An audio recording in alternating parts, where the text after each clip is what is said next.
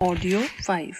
इन देव शक्तियों के साथ व्याह आहुतियां लगाने की आवश्यकता नहीं है, क्योंकि वे वेद उत्तक नहीं तंत्र उत्तक हैं। यूं तो उपरोक्त देव शक्तियों के साथ संबंध स्थापित करने के स्वतंत्र एवं विशिष्ट विज्ञान हैं, जो साधना ग्रंथों में सविस्तार वर्णित हैं। उन साधनाओं से संपूर्ण प्रगति उसी दशा में होती है। यहाँ उस विस्तृत विज्ञान का वर्णन करना आवश्यक नहीं है।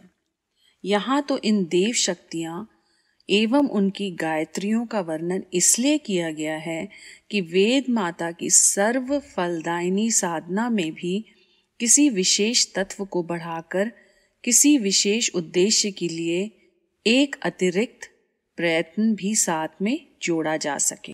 गायत्री का शाप विमोचन और उत्कीलन का रहस्य। गायत्री की महिमा गाते हुए शास्त्र और ऋषि महर्षि थकते नहीं। इसकी प्रशंसा तथा महत्ता के संबंध में जितना कहा गया है, उतना शायद ही और किसी भी प्रशंसा में कहा गया हो। प्राचीन काल में बड़े बड़े तपस्वियों ने प्रधान रूप से गायत्री की ही तपश्चर्याएं अभिष्ट सिद्धियां प्राप्त की थी। शाप और वरदान के लिए वे विविध विधियों से गायत्री का ही उपयोग करते थे। प्राचीन काल में गायत्री गुरु मंत्र था। आज गायत्री मंत्र प्रसिद्ध है। अधिकांश मनुष्य उसे जानते हैं। अनेक मनुष्य किसी न किसी प्रकार उसको दोहराते या जपते रहते हैं अथवा किसी विशेष अवसर पर स्मरण कर लेते हैं। इतने पर भी देखा गया है कि उससे कोई विशेष लाभ नहीं होता। गायत्री जानने वालों में कोई विशेष स्तर दिखाई नहीं देता।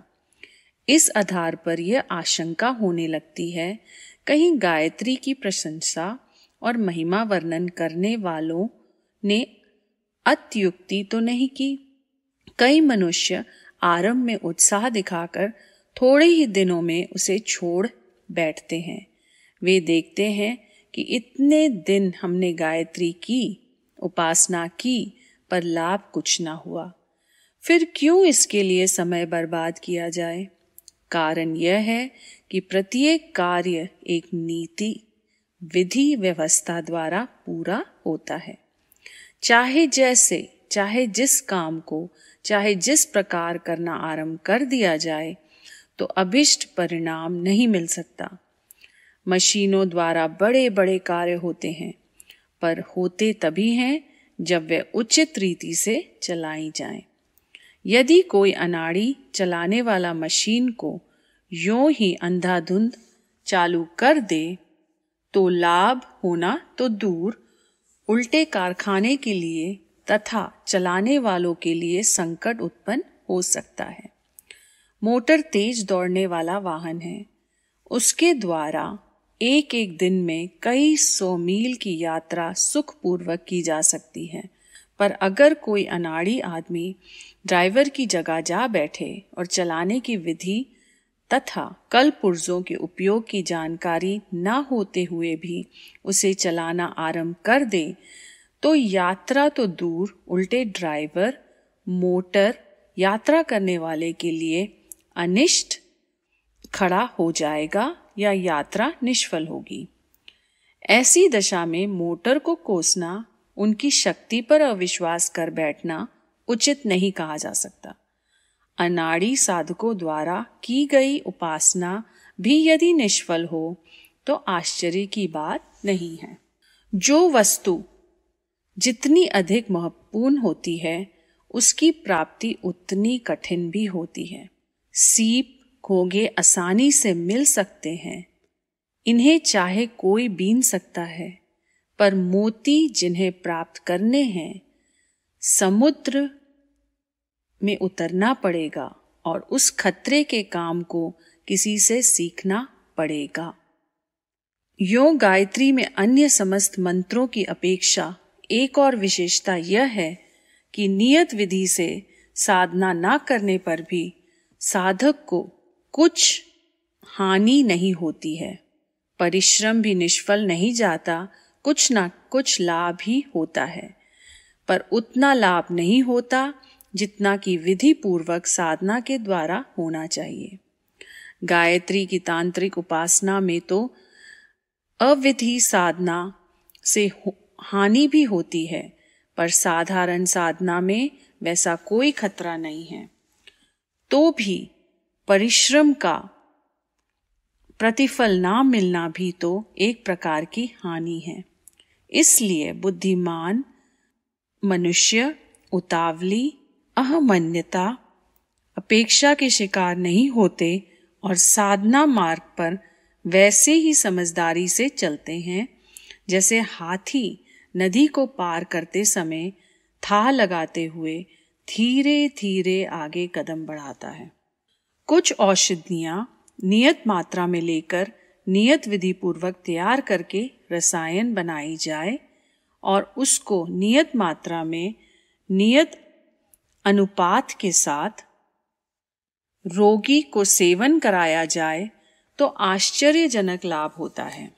परंतु यदि उन्हीं औषधियों को चाहे जिस तरह, चाहे जितनी मात्रा में लेकर, चाहे जैसे बना डाला जाए और चाहे जिस तरह, चाहे जितनी मात्रा में, चाहे जिस अनुपात से सेवन करा दिया जाए तो निश्चय ही परिणाम अच्छा ना होगा। वे औषधियां जो विधि पूर्वक प्रयुक्त होने पर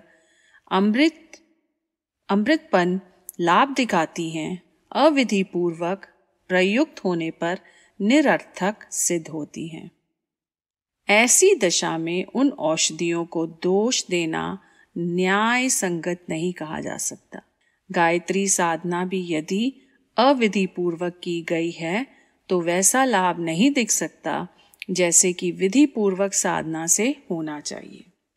पात्र कुपात्र हर कोई गायत्री शक्ति का मन माना प्रयोग ना कर सके, इसलिए कलयुग से पूर्व ही गायत्री को कीलित कर दिया गया है। जो उसका उत्कीलन जानता है वही लाभ उठा सकता है। बंदूक का लाइसेंस सरकार उन्हीं को देती है जो उसके पात्र हैं। परमाणु बम का रहस्य थोड़े से लोगों तक सीमित रखा गया है ताकि हर कोई उसका दुरुपयोग ना कर डाले। कीमती खजानों की तिजोरियों में बढ़िया चोर ताले लगे होते हैं ताकि अनधिकारी लोग उसे खोल ना सके। इसी आधार पर गायत्री को कीलित किया गया है कि हर कोई उससे अनुपयुक्त प्रयोजन सिद्ध ना कर सके। पुराणों में ऐसा उल्लेख मिलता है कि एक बार गायत्री को वशिष्ठ और विश्वामित्र ऋषियों ने शाप दिया था कि उसकी साधना निष्फल होगी। इतनी बड़ी शक्ति के निष्फल होने से हाहाकार मच गया। तब देवताओं ने प्रार्थना की कि इन शापों का विमोचन होना चाहिए। अंत में ऐसा मार्ग निकाला गया कि जो शाप विमोचन की विधि पूरी करके गायत्री साधना करेगा उसका प्रयत्न सफल होगा और शेष लोगों का श्रम निरर्थक जाएगा। इस पौराणिक उपाख्यान में एक भारी रहस्य छिपा हुआ है जिसे न जानने वाले केवल शाप मुक्त भव मंत्रों को दोहराकर यह मान लेते हैं कि हमारी साधना शाप मुक्त हो गई। वशिष्ठ का अर्थ विशेष रूप से श्रेष्ठ। गायत्री साधना में जिसने विशेष रूप से श्रम किया है, जिसने 1.25 करोड़ का जप किया है, उसे वशिष्ठ पदवी दी जाती है।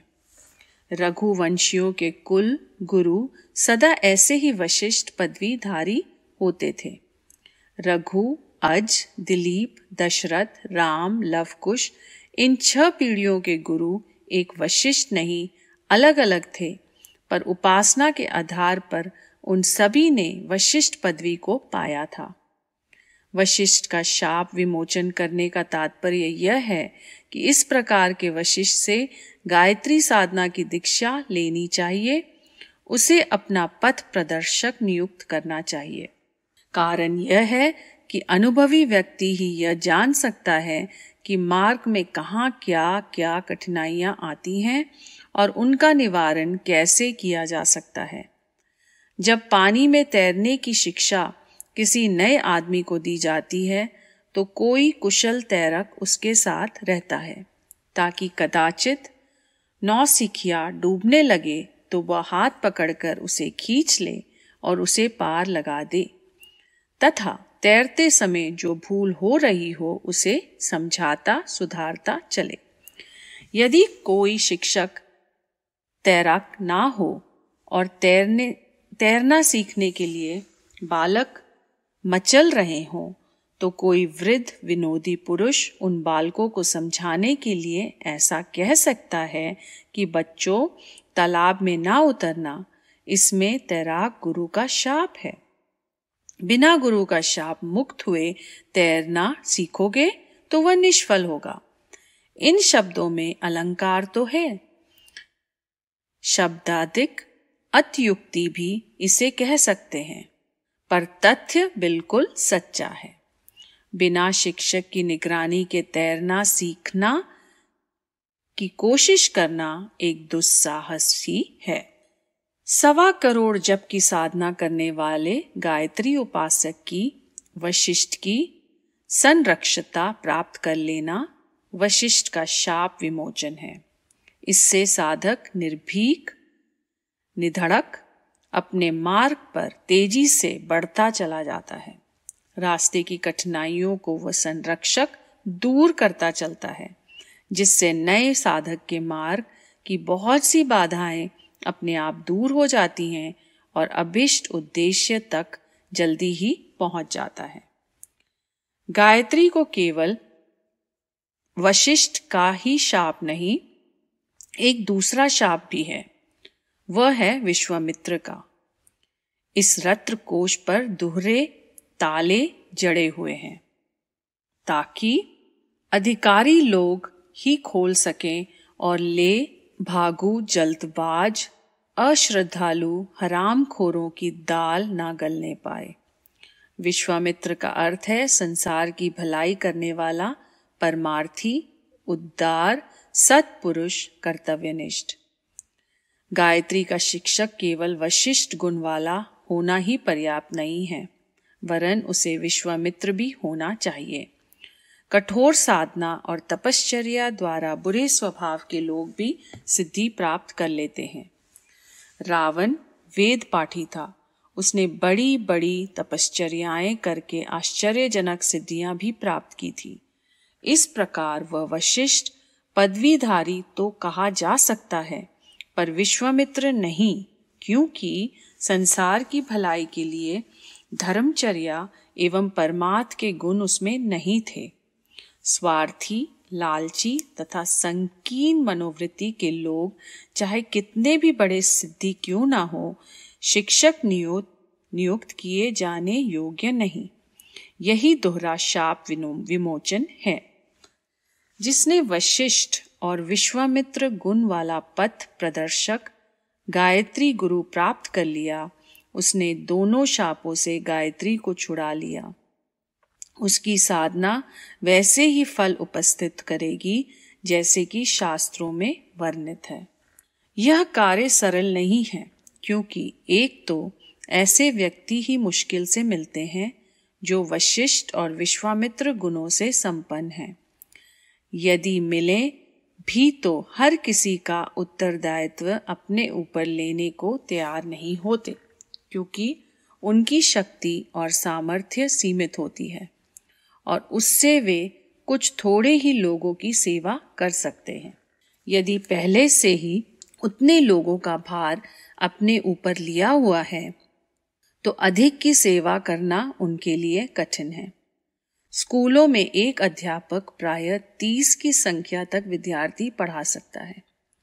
यदि वो संख्या 60 हो जाए तो ना अध्यापक पढ़ा सकेगा, ना बालक पढ़ सकेंगे। इसलिए ऐसे सुयोग्य शिक्षक सदा ही नहीं मिल सकते। लोभी, स्वार्थी और ठग गुरुओं की कमी नहीं है, जो 2 रुपया गुरु दक्षिणा लेने के लोभ से चाहे किसी के गले में कंठी बांध देते हैं। ऐसे लोगों को पथ प्रदर्शक नियुक्त करना एक विडंबना मात्र है।